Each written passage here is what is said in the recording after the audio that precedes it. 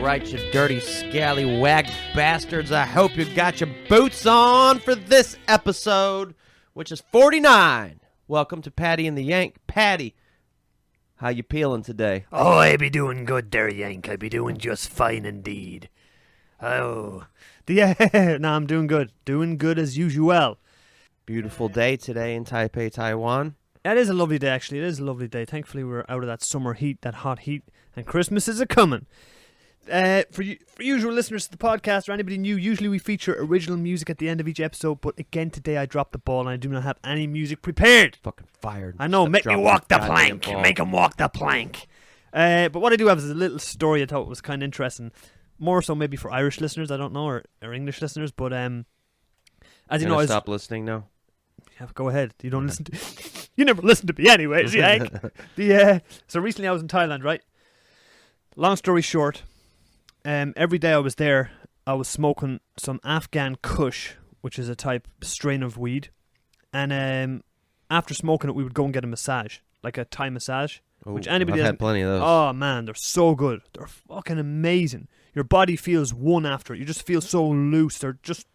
Anybody out there that's listening, I go think get we're yourself... talking about different kinds of massages. Okay, yeah, well, maybe. I just go there strictly for a massage. And long story short, hit this weed, went in, was laying down. They do the Thai massage on the floor because they stretch your body out. They manipulate your spine in all different types of ways. And I'm lying there on my back, and this woman's kind of folding my legs over and doing all this mad shit. And I'm really, really high. I'm really baked. And I'm lying there and I'm sinking into the fucking mat on the ground. And as this is happening, you know, they play music, like very relaxing music, almost like meditative music, and it's like even the sounds of running water, all this kinds of stuff. Right. And this particular day, when I walked in there, I noticed that they were playing songs, like radio music or something like this. I didn't take any notice of what it was. It was baked. It was like... Anyways, I was baked, and I realized they were playing all different types of music. So I was lying down on this mat, and as I was sinking into the mat, and as this woman was massaging me, I was like, how am I here? Like, what brought me to this place? What brought me to this massage parlor in Thailand? Like, how do I end up in these places? I've thought this many times in my life when I'm in a certain situation, like here in Taiwan, when I got a certain acting job, I was like, how did I find myself here? What am I doing in Taiwan in this meeting for this movie or whatever? Because I came from a small town in Ireland, in Mayo, yet I find myself in these places. So, as I'm lying there, I'm thinking about that, and I'm thinking about Ireland, and I'm thinking about how far away from home or how far away from the land that I was born in that I am. This doesn't happen to me that often, but it does happen to me on occasion. And as I was thinking of that, my ears started tuning into the song that was playing. And the song that was playing was by an Irish singer called Ronan Keating. And the song was, you say it best when you say nothing at all. And I was like, what the fuck? I was like, am I just really high on this weed or what the fuck is the story? So it was like, he was basically telling me, you know, no matter how far away from Ireland you go, you can't escape the fact that you're Irish. So I'm in this fucking random place in Thailand, getting a massage, baked out of my head, thinking about Ireland and how I end up in these different places around the world. And as I start to tune into the music, it's a song by an Irish fucking singer. Wow, that's cool. When things like that sync up, it means you're on the right path and you're doing the right thing in the right place. I think so. Okay. There are different signs like that, like situations of coincidence. I feel like coincidence is usually a sign that you're on the right path. Okay, because I wouldn't know if to call that a coincidence or what to call that, but... Yeah, it's hard to call a coincidence, but like... God, I don't even know if I can come up with a good example, but like when I'm at home doing yoga or stretching, and all of a sudden like a childhood favorite song comes on. Yeah. And it's just like Spotify radio playing. I'm like, oh, yeah, I haven't heard this song in years. Yeah. And I'm sitting here like doing yoga, doing the right thing.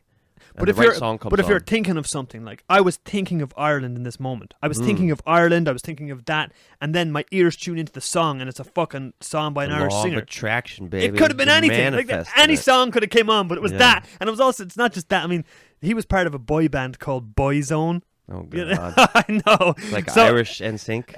Yes, exactly. Like an Irish NSYNC, but maybe even worse. But but whatever. And it made me laugh, and it made me just go, what the hell? It was crazy. So, yeah, no matter how far away you are from your home, you can always be reminded that, you know, it's there. Just like if you're out on the sea like a scurvy pirate dog. Yeah. So today's topic, Yank, Pirates. Piracy.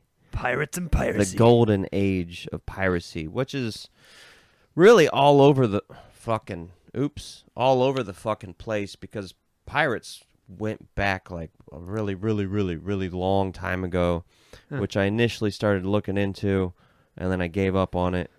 But there was even like a group called the Illyrians, I believe. Yeah, the Illyrians was one of the first accounts of pirates, and they dated back to the 6th century BC. And they were written about in ancient Greece. They never identified as Illyrians, actually. So the name Illyrian was a name that was given to them because they like didn't identify as anything. But they were a tribe that existed and were encountered by the ancient Greeks during the Bronze Age. They believed in the force of spells and the evil eye and the magic power of protective and beneficial amulets, which could avert the evil eye or the bad intentions of enemies. Human sacrifices played a pivotal role in the lives of the Illyrians. And the Illyrians were from where? What, near Greece or? I believe so. Aryan records, Aryan records, Aryan retards. The chief. There are records that the chief sacrificed 3 little boys, 3 little girls, and 3 rams just before a battle with Alexander the Great. Whoa. Yeah.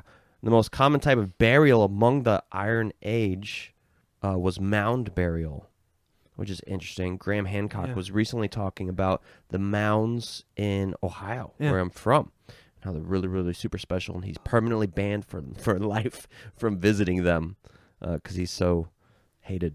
Yes. When you think of pirates, what's the first thing that comes to your head? Fucking Disney movies. Ah, you see, that's what I thought most people would say. Yeah, that's why I said what I said on the phone earlier. Because when I was in my early 20s, I had long dreadlocks. I was a fucking Grateful Dead hippie, decked out. And every time I'd come home, my little sister was like, "Oh, Jack Sparrow." She used to call me that. And she used to tell her friends that her big brother was Jack Sparrow. Because I looked like a fucking pirate.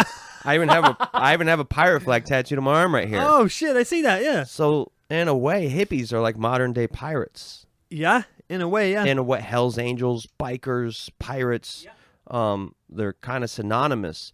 But I just feel like Disney really kind of like desensitized modern culture.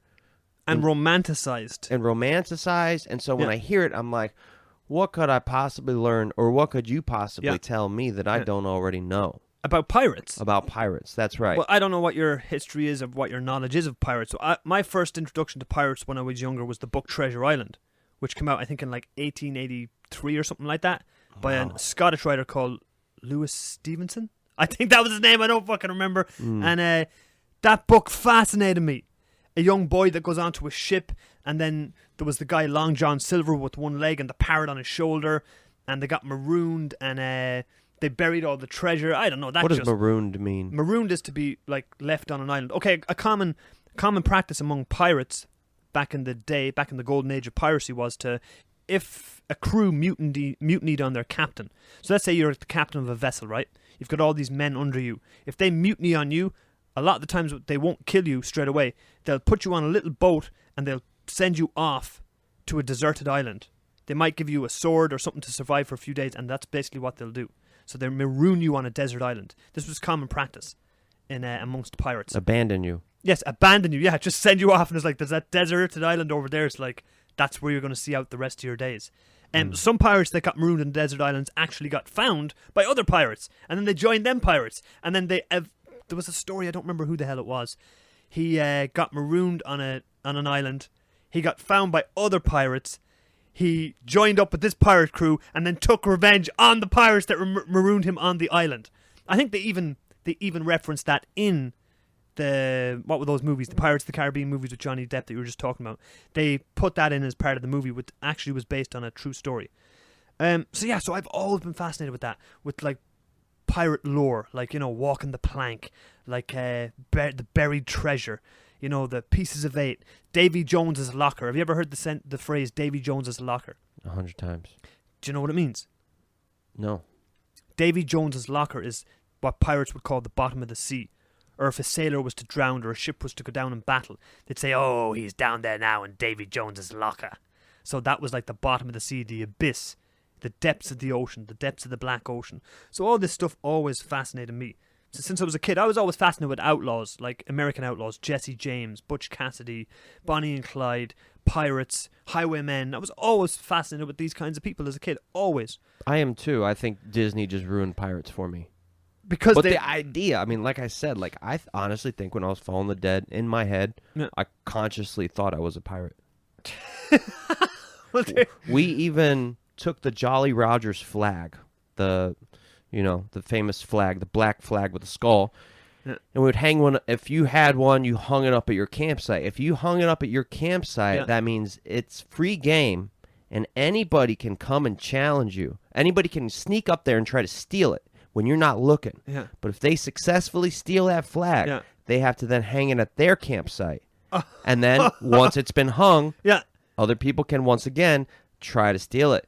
I've seen full-out fist fights. I've seen fist fights break out over pirate flags at Hippie Fest. That's crazy. And so I got this one tattooed on my bicep to say, Yeah. "Try to take this from me, motherfucker." You'll never take this away. So yeah, the common, or what we believe, what we know to be the common pirate flag was a black flag with a skull and a crossbones. But in fact, the flag was usually red. And Really? when the flag was red, it meant that if the pirates came after your ship and they captured you, they would show no quarter. They would kill everybody on board if you didn't surrender.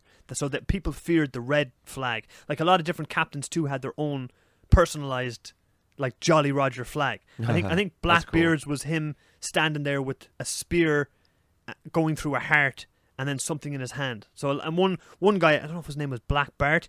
It was like a depiction of him standing with his left foot on the skull of one person and his right foot on the skull of another person. Like they were Damn. two different types of enemies that they had. So the pirates were different brutal. different swaggered flags. Man. So back in the day, like back in the 16th century, 17th century, you had piracy was rife in the oceans, right? But you also had what was called privateers. And what privateers were basically pirates, but just that they were protected by the Crown of England, and they were like, you can go out there and you can raid as many Spanish ships as you want because we're in a war against Spain. So they were basically licensed pirates. Yeah. You know, 007 had a license to kill. Yeah. You know, the privateers had a license to fucking plunder other ships. Where were the privateers from? A lot of them were from England and from Wales and places like that. But did you know that in the Ireland, man, Ireland has a huge history of pirates. Ireland had pirates before there was pirates. And not only that, but in the golden age of piracy, 15% of pirates in the Caribbean were Irish. No shit. Yeah. Wow. Crazy. To my knowledge, Captain Kidd was Irish, yeah. William know Kidd the was story? Irish. I have at home on DVD, I think it is, or VHS, Captain Kidd, the movie from like the 1950s or before that. It's in black and white and it's brilliant. Really? It's really, really They good. hung his ass, right? Yeah, the guy. Pretty sure he got hung. I think Captain Kidd. There's a lot of misconceptions around pirates too, like that. You know, they all buried their treasure and they marked an X on the map and all this kind of stuff. Well, that wasn't necessarily the way. Again, there goes the Hollywood movies, you know, doing this kind of stuff. But one person that did do that was Captain Kidd. He buried his treasure on an island, and then the Crown Forces or whoever it was actually found the buried treasure, and that was proof that he was a pirate. And then through that, they were able to hang him. They were just convicted, hang him. But during this time, a lot of important things happened during the golden age of piracy, right? Okay. Like the creation of maps. Yeah. I don't think there were a lot of maps. I mean, this all really started with Christopher Columbus. If we're talking about pirates in the Caribbean, I don't know if we should be saying Caribbean. Don't mention that son of a bitch's name around me again. I don't know if we should be saying if we say Caribbean or Caribbean. Okay, you're American. You're going to say Caribbean. There's like We say Caribbean. Oh, you say Caribbean because there's Yeah. New Orleans and New Orleans. We say And- New Orleans. Caribbean. But I feel like Caribbean's probably the right way to say it. New Orleans, you can have that one because it's in America and you're American, so you can say that however But even you I want. don't say it right because I'm from the north. Really? Yeah, so I think you're supposed to say New Orleans. New Orleans. But I say New Orleans. Yes, we say New Orleans. But either way, the Pirates of the Caribbean all started with good old Chrissy Columbus. Yeah, technically he would have been a pirate, right? No, not with a pirate, but kind of what we were just talking about with the privateers. I'm kind of just piggybacking on you a little bit. But, like, Christopher Columbus went over to Hispaniola. I know Hispaniola. Yeah, what is it? What is it modern day? It would be somewhere around Cuba or somewhere around that. Around Jamaica. Not around Jamaica. Port Royal was Jamaica. Port Royal was Jamaica, right. And then there was Tortuga. Yeah. And there was Hispaniola. I think Hispaniola. God, I just fucking read it. What's wrong with me? Tortuga was an island as well, wasn't it? Yes. The island of Tortuga was like Tortuga was the home to the Buccaneers. You were just talking about the privateers. Yes. And then there was also the Buccaneers, right? And the Buccaneers came to existence on Tortuga. Okay. It appears we may be getting ahead of ourselves, but it doesn't matter. Cool. Hispaniola. What is the fucking modern day Hispaniola? I was looking up. I was actually, to do all this, I looked at the maps of fucking lot. It's Haiti. Haiti. That's what I thought. Okay. It's kind of like Dominican Republic and Haiti. Yeah. So like the Caribbean, the main jump-off spots were Jamaica, Hispaniola, and Tortuga. Yeah. Right? And Christopher Columbus went over there in 1492, as we know, and he landed on Hispaniola. And actually, this story was kind of interesting, and it's what gave birth to pirates. So if you don't mind, I'll share it with you. Go ahead. I'd love to hear it. So, all right.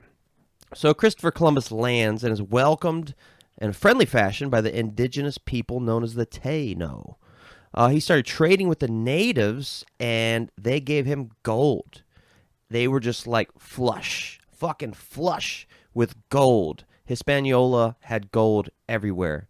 So Columbus believed there was a lot more gold inland and wanted to stay. One day he goes back to his ship and finds that his ship sank. Santa Maria sank. And so he only had 2 smaller ships remaining. He needed to go home, but before he left, he built a little fortified encampment called La Navidad. La Navidad? And he left 21 crewmen there to wait for him. He left. He came back with 1,300 men, and that 21 crew that he left on La Navidad were killed, murdered, and maimed. When he was gone? Yes, by the time he got back. Huh. He eventually caught up, found out the guy that did it, and chased down their entire fucking family and killed all of them. Well, good old Christopher Columbus, huh? Yeah, he's so predictable, that one. Classic. So, Hispaniola quickly became the stronghold of conquistadors of the Spanish Empire. It became the headquarters for colonial expansion into the Americas. The Spanish colonists practiced harsh enslavement against the Taino people and redirected their food supplies to the Spanish. They forced all the local Indians to start working in the gold mines. And one of Columbus's boys was like just hiking around and found fucking golden nuggets. Man, nuggets of gold. They had gold coming out their ass over there. 1496, you could go around and find fucking golden nuggets. Sorry for all the cursing today. But he's talking about golden nuggets. So then there was a gold rush from 1500 to 1508. So what does Spain start doing? They want to get all that gold out of Hispaniola and back to Spain. Yep. Thus the rise of pirates. Pirates. In 1503, the Spanish really didn't have enough people to mine the gold, so they started importing African slaves. Columbus had an interesting experience when he kept interacting with the local native people. They were like wearing gold nose rings, and they'd have like gold bells around their ankles and shit. Like gold was so common, everybody wore it. Okay, here's something I don't understand about gold. Even today, right? Just a quick little thing, right? Yeah, we should talk about gold. Let's say gold, let's say jewels, let's say diamonds. You know crows, you know the bird, a crow, the blackbird? Yeah. They're attracted to shiny things like pieces of shiny tinfoil and things like that, and they take it back to their nest. Yeah, they take it back to their nest, and they love collecting stuff like that. They found all kinds of shit in crows' nests. Humans, what the fuck? Like, what's the value of gold? This metal that's shiny. Or people wearing like shiny earrings and shiny diamonds and like putting all this value on something that you can't eat, you can't fucking drink, you can't breathe, and you basically wouldn't build a house out of. But yet we put so much. People have went to the ends of the earth for gold. Who put this? I'd love to know where it originated from. Where did the origins of this shiny metal is worth more than anything we could ever express? Like, Where does that come from? Go way back in time, man, to like Mesopotamia, when nothing was shiny, everything was dull. Think about it. Back then, right? Yeah. What'd you have? You had rocks. I don't know. You had wood, and you had dirt. Yeah. You didn't have anything else. Yeah. If you had a tunic, it was fucking stained and smelly. And then eventually civilization started, and farming started, right? And then accidentally, people started discovering these really beautiful things. And they're like, wow, that's gorgeous. Like Native Americans discovered turquoise, right? It's complete vanity. I think it's more of an appreciation of beauty. And if you think about native peoples, right? Native peoples are the peoples that are most decorated and stuff like that. Yeah. Like I just watched a fucking awesome documentary about the Aboriginals in Taiwan before the Japanese came. Yeah. They wore mad jewelry and stuff. Were they vain people? No, they're connected to the earth. And those gems, rocks, those were like a representation of their connection to the earth. You know, like that's now we think about modern day gold and diamonds, right? Yes. And that is different. What was the movie? Blood Diamond with Leonardo DiCaprio, right? Yeah. They're taking, great movie. They're causing terrible things. And they're taking these things just to benefit the rich. But if you think about like turquoise, you know, and like the Indians in South America, Central America, or the indigenous in Africa, all those people wore lots of jewelry, right? How many lives have been lost through the pursuit of gold?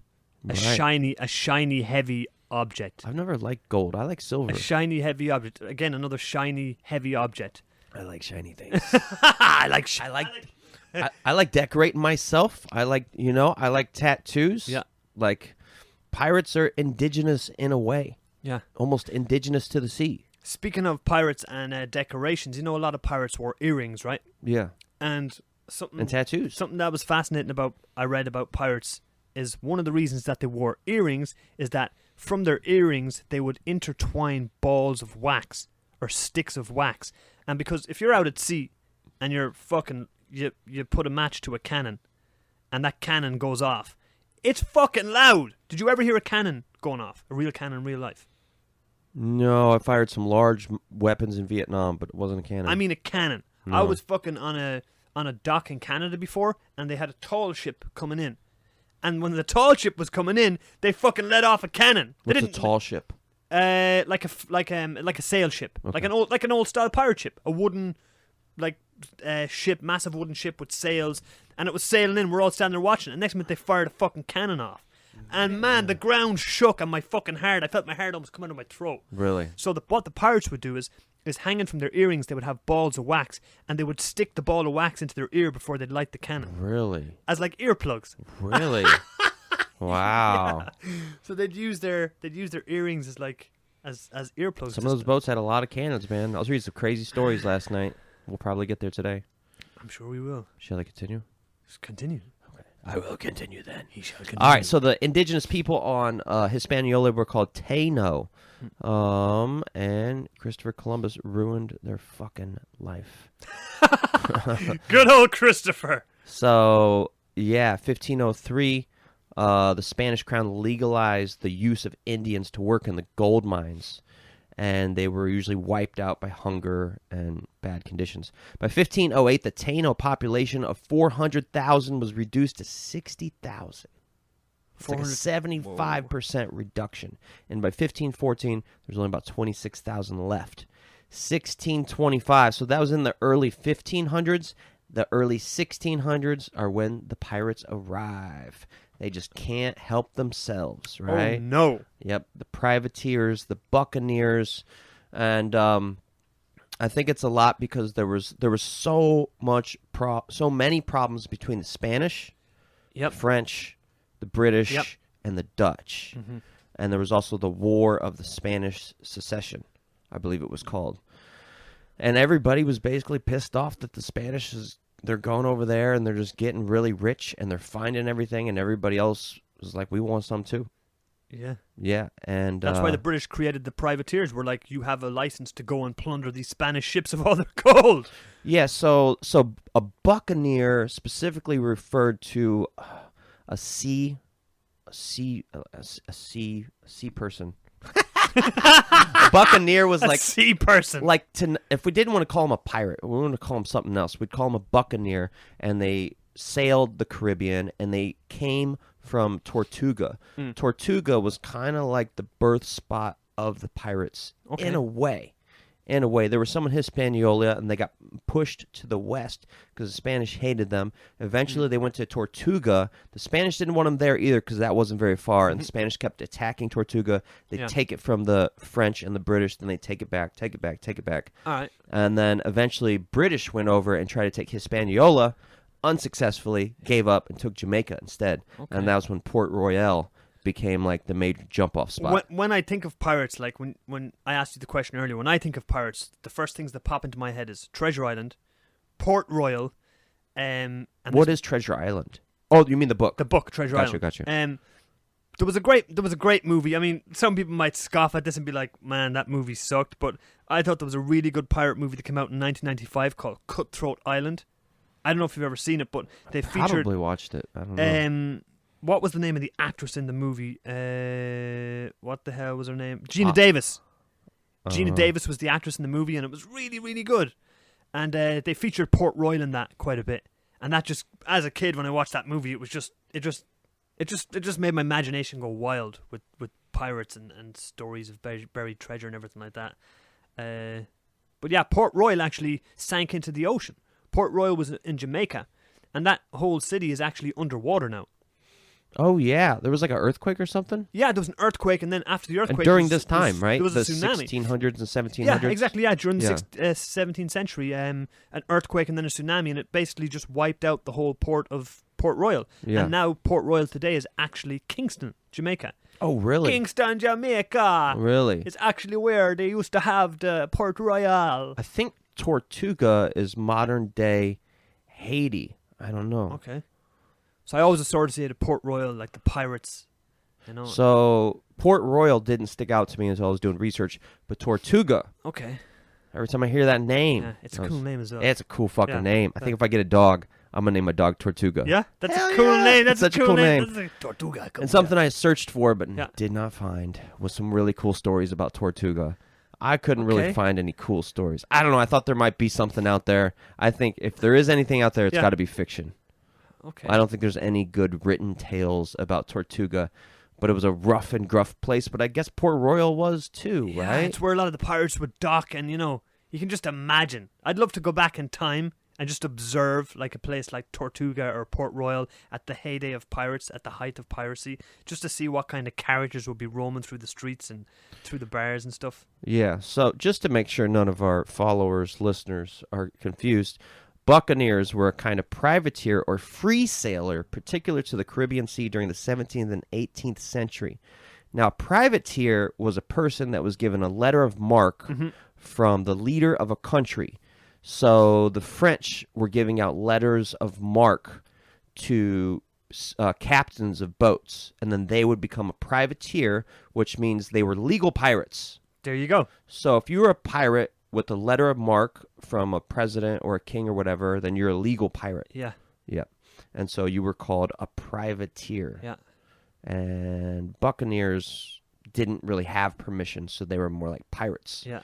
And they were first established northern Hispaniola, 1625, and then they went fucking crazy. They started off as landless hunters of wild boars and cattle in Tortuga and Hispaniola. They smoked their meat, making beef jerky, which they would sell. Eventually, the Spanish tried to kill them by poisoning their food, but they did not kill them. They just turned into pirates. Yes. That's my story, and I'm sticking to it. Yeah, you know, another thing I think of when I think of pirates is the rum, Captain Morgan's rum. Oh, yeah, I kind of came up on that. Yeah, and on Captain Morgan's rum, they have the picture of a captain, right? Yeah. Who was actually a real captain. So despite the real Captain Morgan living in the 17th century, Captain Morgan as a brand is fairly new. The brand was founded in 1943. So the brand Captain Morgan Spiced Rum. Captain Morgan himself was actually known as Sir Henry Morgan, and he was born in Wales in 1635. But he was what's known as a privateer. Oh, okay. So he was a state-commissioned pirate. Yes, exactly, yeah. And he sailed to the Caribbean to protect British colonial interests as ordered by the government. Of England, huh? Yeah, she was like raiding Spanish ships and things like that. You know, I don't think he was as much of a. Everybody was raiding the Spanish ships. Yeah, what's interesting about that is that before rum, pirates' drink of choice was brandy. And then when the British took Jamaica, I think they discovered cane sugar, which they started exporting by the boatload, and then they started making rum.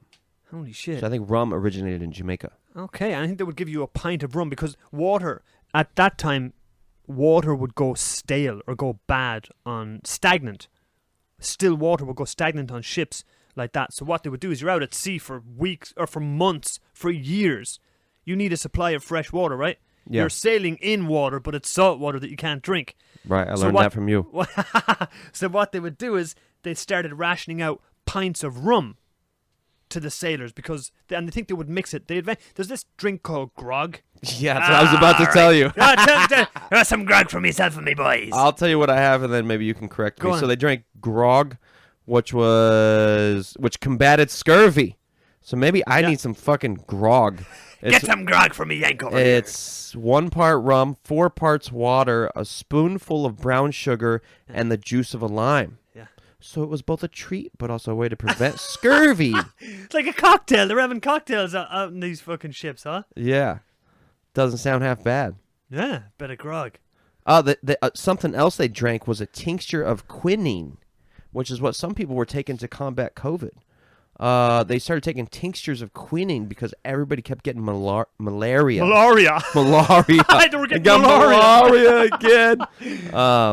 And they made that from the bark of a tree, which is pretty crazy. But just think about it. Okay, do you think that back in the day you could have been a pirate? Well, I'm a very sensitive individual, raised by women. As I know I you know. were raised by women, but you're not quite as sensitive. I think I could be anything. Because I was a pirate, in a way.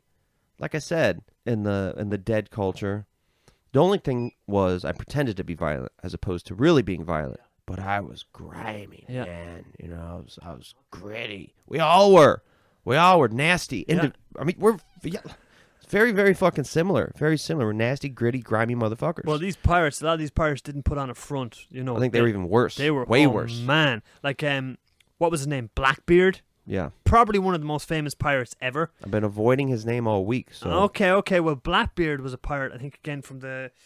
Hold on, let me just quickly bring. Same up the time. I might be able to bring something up. There was a Spanish boat filled with booty. Yeah. Loads of booty. Them pirates, they love the booty. And it wrecked off the coast of Florida and sunk into the ocean. Yeah. And then, God, what was his name? Hornywick. There was a sailor named, he was a privateer, Hornywick. Yeah. And Edward Teach. Edward Teach was Blackbeard. Right. Yeah. And a couple other people, they raced out to where this boat sunk. Yeah. And they took as much booty as they could. How did they get it out of the ocean back then? I don't know. I didn't read anything about that. All I read was that they kept, as soon as they found out, they went straight out there and got as much treasure as they could. Yeah. And then the Spanish started sending boats to rob the pirates that were robbing the Spanish. Not that long ago, a few years back, they actually found in that same area one of Blackbeard's sunken ships. Oh, I'm sure. The Queen Anne's Revenge, I think it was called. And they pulled loads of cannons up from it and Really? everything like that. Yeah. There's no way that the pirates, I mean, the only thing they could have done is held their breath. Yeah, How the fuck are you going to hold your breath, go to the bottom of the ocean? Yeah. My thinking is that maybe the boat kind of broke, but some pieces were still floating or something. Maybe, yeah. I don't know. That's or a the really water good... was shallow. Because a lot of them boats would It was off the coast of Florida. Maybe in like the Key West. Well, a lot of them would run aground in shallower water on coral. On coral reefs. And they would cut Coral. Coral. Carol's a girl's name. Coral reef. Sound like a man out of fucking Walking Dead. Carol Coral. Rick and Coral. But yeah, so they not that long ago they found one of Blackbeard's ships, the Queen Anne's Revenge. This is a few years back now, but Blackbeard was a fierce pirate, and as you just said, his name is Blackbeard. Edward Teach. Edward Teach from Bristol. Uh-huh. So they think he was born in Bristol, which is a part of England, I think of the south of England, back in the 1600s. But he was a notorious pirate, and he had a fleet. I think he had 10 ships more. He had 200 men.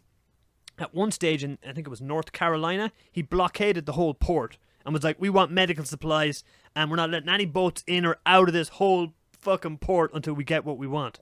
So he blockaded the whole place, and then eventually this Britain sent a captain after him. They're like, get after Blackbeard, we want him, we want you to take him out, he's running fucking wild, he's a menace.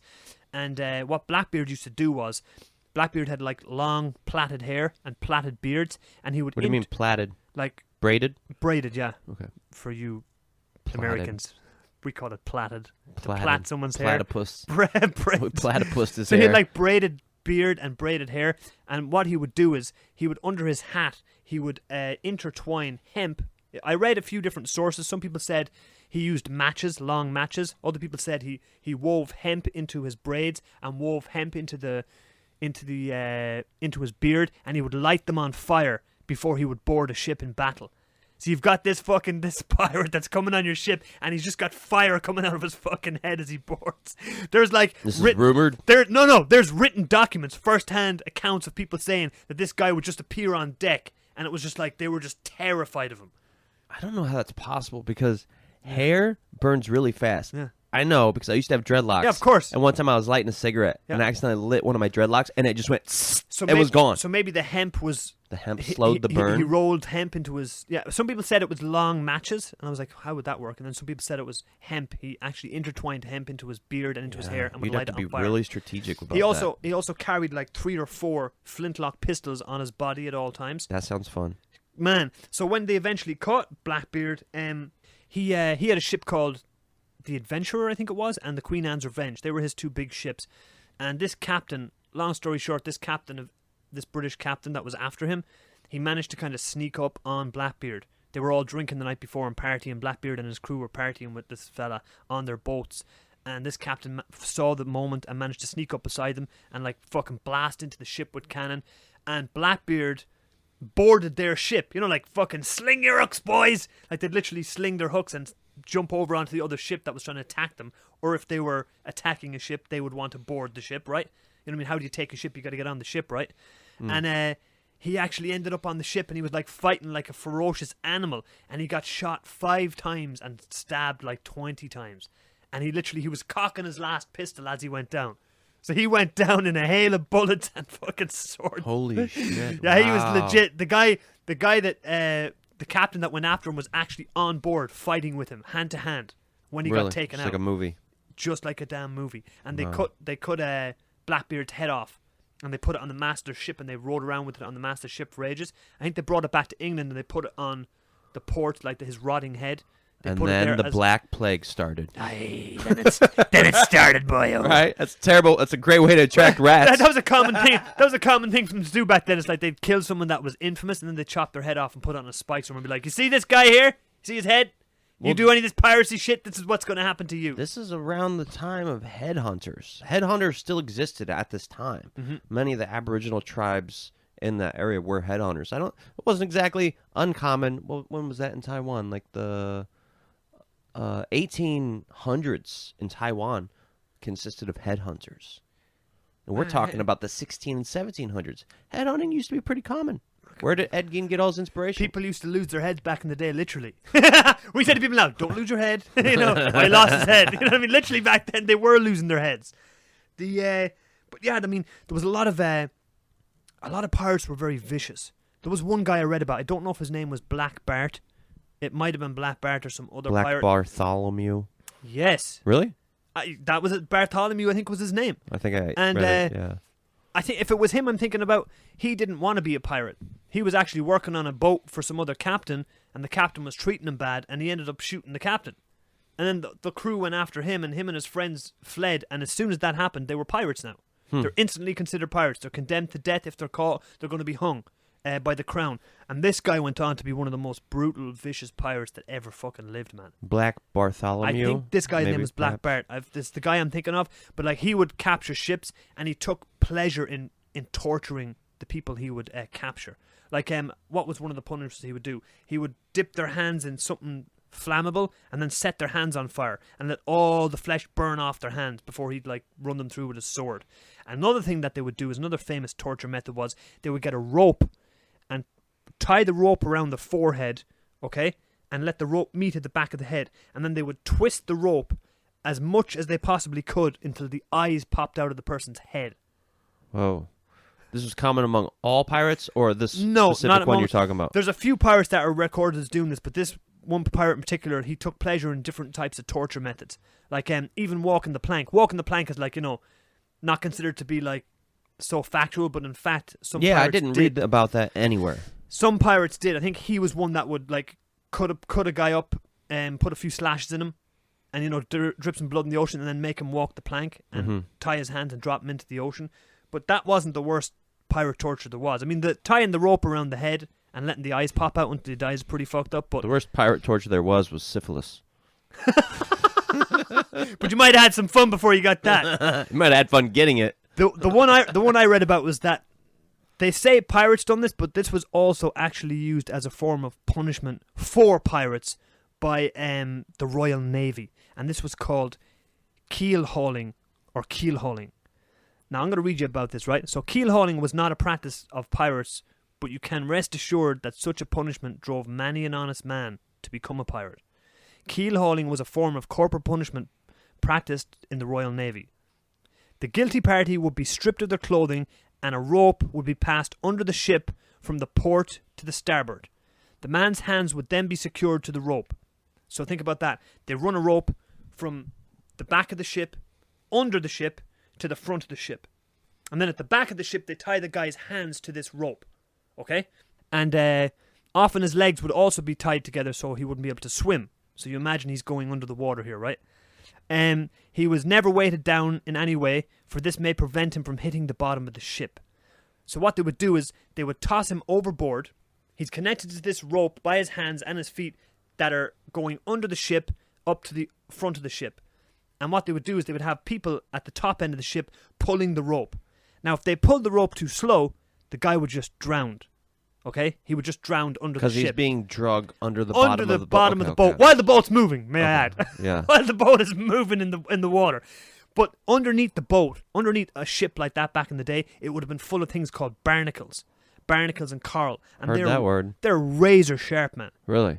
Razor sharp. They're as rough as fuck. Wait, what are barnacles? Barnacles are... I don't know. Gee, barnacles. What do we got going on here today, Timmy? All right, let me quickly tell you what a barnacle is, really quick, and then I'll get back to that. So a barnacle is a type of arthropod consisting the subclass... All right, fuck all this. It's a creature. Stuff. Okay. It's an arthropod. I'll delete all that. Barnacles are exclusively marine and tend to live in the shallow and tidal waters, typically in erosive settings. So barnacles are like... they're a living fucking... It's a little living arachnopod thing in the ocean. Yeah, with shells. Yes, exactly. And when they attach themselves to the bottom of ships, they're like razors. So they tie this guy's hands to the rope, his feet to the rope. The rope runs under the ship to the front of the ship, and then they have guys at the front pulling the rope. So he's getting dragged under the boat. Now what they want to happen is they want him to slide along the bottom of the ship underwater because he's going to get torn up by these fucking barnacles. And when they pull him out the other side, he might bleed to death already. Or if the captain thought, you know what, he hasn't had enough yet, they bring him back to the back of the ship and they do it again. Can you imagine that? What would you have to do to receive that kind of punishment? They used to dish out all kinds of punishment, like for just random small petty things. Like, you think the pirates were generally, I don't know, let's talk about Blackbeard, Black Bartholomew. You think they're like bad guys, or you think they had moral compasses? I think they had laws and codes amongst themselves, the pirates' codes, that they would adhere to. I think themselves, but it would have been a dog-eat-dog world back then. You know what I mean? Imagine if like one of these ruthless ass fucking pirates met Elizabeth Bathory. Like, what would go down? Would the listeners, Elizabeth Bathory was kind of like the inspiration for Vlad the Impaler, and would steal children from the village and bleed them out and make a bathtub full of virgin blood and then take a bath in it. She's pretty interesting. But if a pirate saw a woman like her and say she's rich in her castle, would he want to rob her of course. Have her? Because they're so similar, right? He wouldn't be able to trust her for a start anyways. She's that evil. You think so? I don't know. Maybe they'd be like, I'm evil. You're evil too. Let's stay together forever. It'd be pretty messed up. Or what, they would just want to kill each other and like take take the other one's things. I don't know. Like, you know what I mean? Imagine a life out at sea like that for that long. You basically live on the ocean, and your day-to-day Like stuff the floating villages, right? Your day-to-day thing is like, we're going to try and track down this Spanish ship, engage it in combat, and take that ship, kill everyone on board, and take their treasure. You know what though? There's some freedom in that. 100%. Because you. So how they can romanticize it? Just like a soldier, not just like a soldier. I shouldn't say that, but like knowing you're dancing with death gives you a certain amount of freedom. I think I can't imagine any of those pirates were too attached to anything, right? Because like every day they would see their crewmen die. It would have been a hard life. You know, they romanticize it in the movies and stuff like that, but it would have been a hard life living on a pirate ship out at sea for months and years, and you know what I mean? Being scurvy with syphilis. Oh, man. Having to scrub the decks and keep the ship in order, and then having to be ready for battle, probably not having enough food, enough water. Yeah, I think it would have been a pretty rough and rugged life. Like, they romanticize people like Bonnie and Clyde as well, but their life was rough and rugged as well. Like, you know what I mean? A lot of the time sleeping in cars, not eating for days, always on the run. Isn't there something romantic to that? Yeah, I mean, that's why I'm drawn to it, I guess. What a great thing to romanticize. Yeah. I mean, it romanticized itself. I guess so. You know? I know. And even today, in today's society, man, piracy is rife. In Somalia and places like that. It's crazy. Before we go there, are we going to go there? We're going there. Okay, before we go there, let me just say a couple things. Yeah. So Blackbeard blockaded Charleston port, right? Yep. It's said the reason he did that is because he was trying to get medicine for his syphilis. The most common treatment of syphilis was mercury. It was believed to be effective because it took away the symptoms, but it didn't actually work. It made people sicker due to mercury poisoning, but it took away their symptoms like tremors and sores. So I just thought that was interesting. So he's in there. The only reason he went there potentially was to try to get mercury for his syphilis, which, although it took away some of the symptoms, was actually killing him even more. Holy hell. That's crazy. Well, it's like if you get shot in the arm or stabbed, you're going to get a painkiller. The painkiller's not going to heal your wound. It's just going to mask the pain that you're feeling. That's why I don't really like painkillers anymore, even though it used to be my drug of choice. But it's like you actually want to know when you're in pain and, most importantly, where you're in pain. Holy hell. Right? But like I said, Ireland has a huge history with pirates. One of the most famous pirates in Ireland was actually a woman called Grace O'Malley. Oh, shit. Okay, that is not the one I know who you're talking about. You're thinking about... Anne? Yeah. Anne Bonnet. Okay, well, I didn't read anything about her because I thought that's who you were going to talk about. No, I know Anne Bonnet was a very famous female pirate. One of the most famous female pirates in history, bar this other Irish female pirate called Grania Whale. Grania Whale meant bald Grania, because what she'd done when she was a kid, her family were seafaring people. They were chieftains in Ireland. They came from County Mayo. I don't know the history that in depth, but the last time I went back to Ireland, I have a friend. I think he listens to this podcast. Big shout out to him if he does. He lives on. Big shout out to him if he don't too. Yeah, and he better. He lives on Clare Island. It's a small island off the coast of Ireland, off the coast of Westport. Beautiful island. And as you sail into the port, the first thing you're met with is a small castle, and this was Grania Whale's castle. This was this pirate queen's castle. She was born on this island. She was a pirate queen? Pirate queen. Whoa. She opposed the British crown. Nice. She met with Queen Elizabeth of England, and she refused to kneel before her because she's like, I'm a queen. I'm a pirate queen, bitch. She's like, you're no better than me. And when she went to the meeting, she actually had a concealed dagger, which Queen Elizabeth's men obviously patted her down and found it. And they're like, oh, well, we can't let you in there with that. Okay, hold on. This is great. I love this. So the British took over Ireland for like 500 years, right? Something like that, yeah. Okay, we can't get into exact dates, but somewhere around that time that the Brits were taking over Ireland, they tried to take over this pirate queen as well.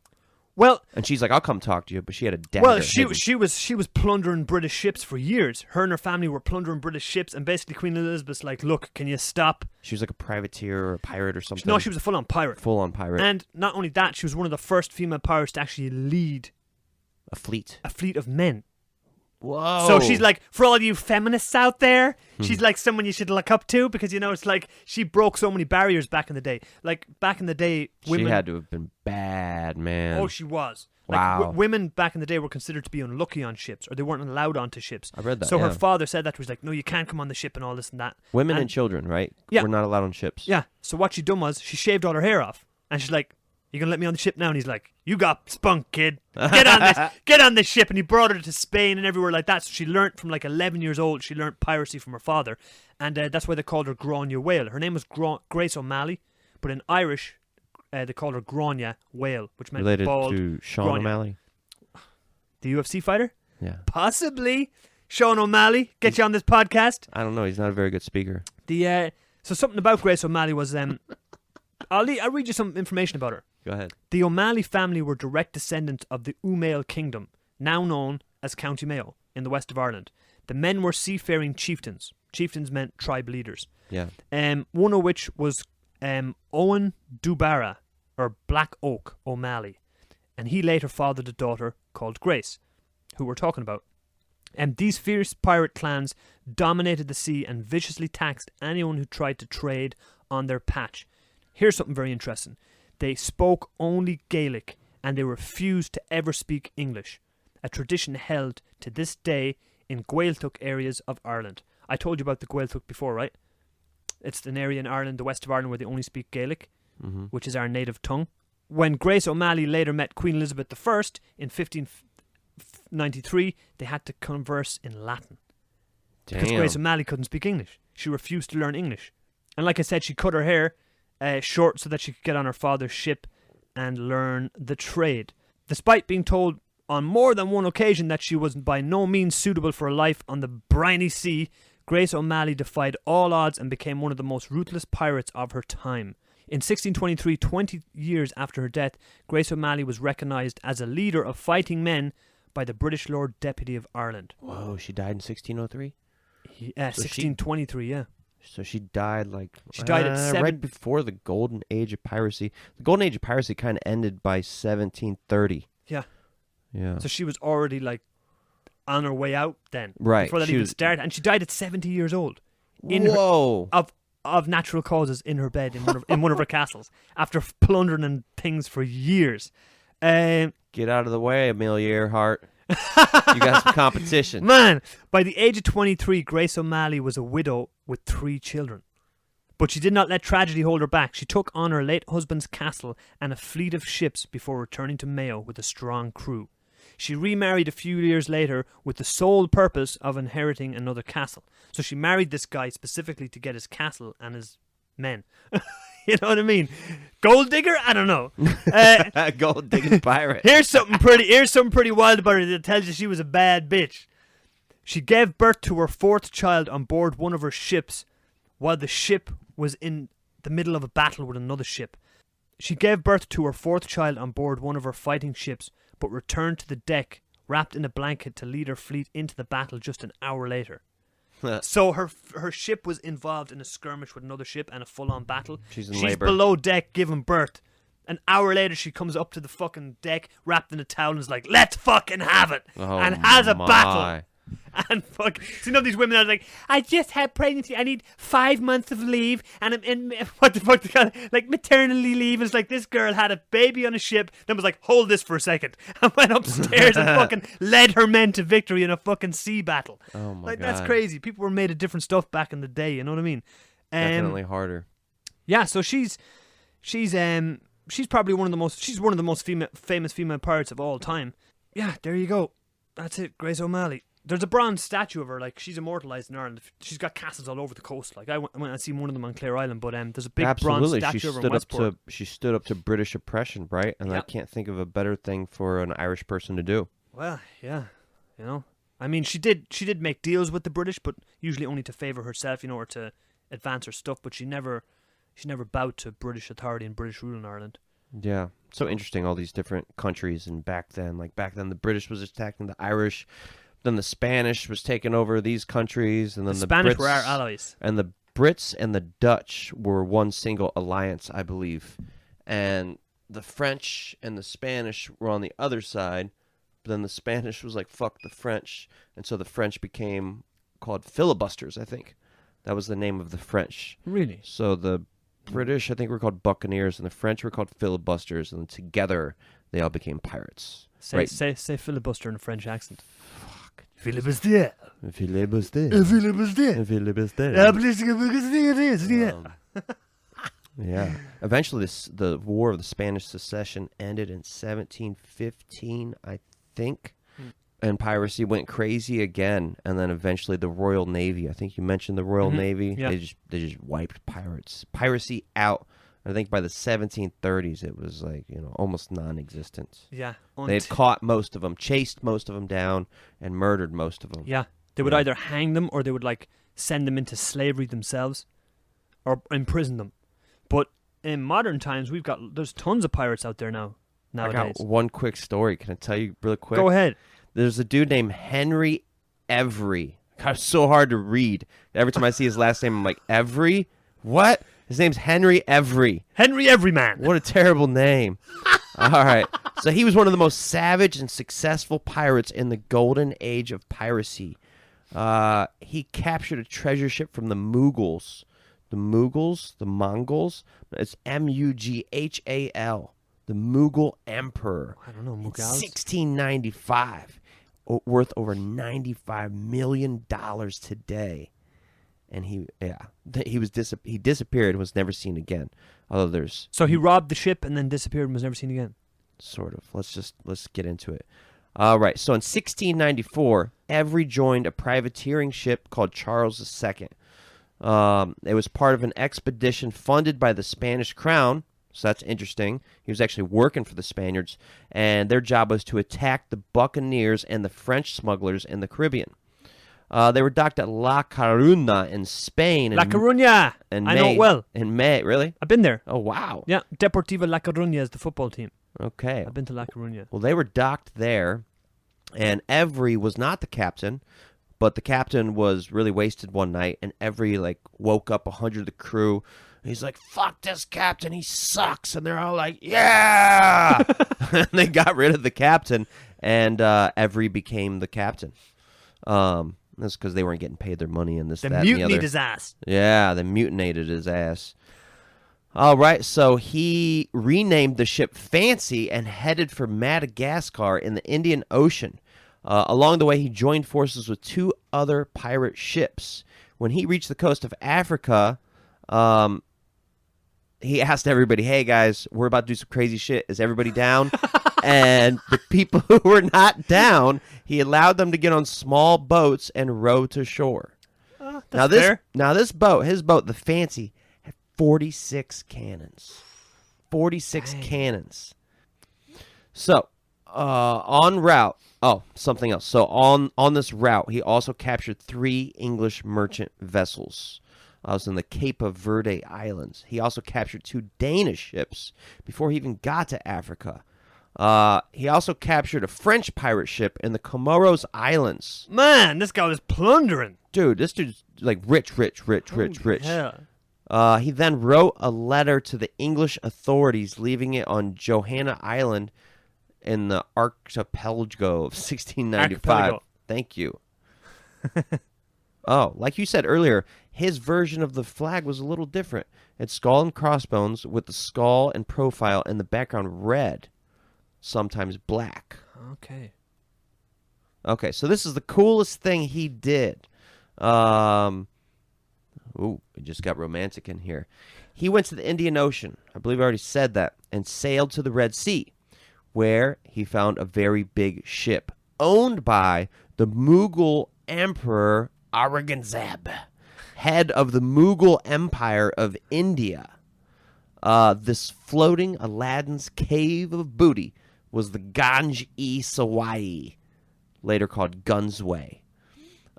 This boat had a lot of cannons and was protected very well. It was also carrying additional treasure and pilgrims back from Mecca. That's fucked up, man. And it had many wives of important officials. Every didn't give a fuck. He pursued the fleet over one night and took it over. The ship was boarded, and he got the equivalent of $14 million in gold and silver. Man. After that, they got a lot of little boats, and then they found another boat with 40 cannons, 400 soldiers on board. The battle took 2 hours, and the pirates won.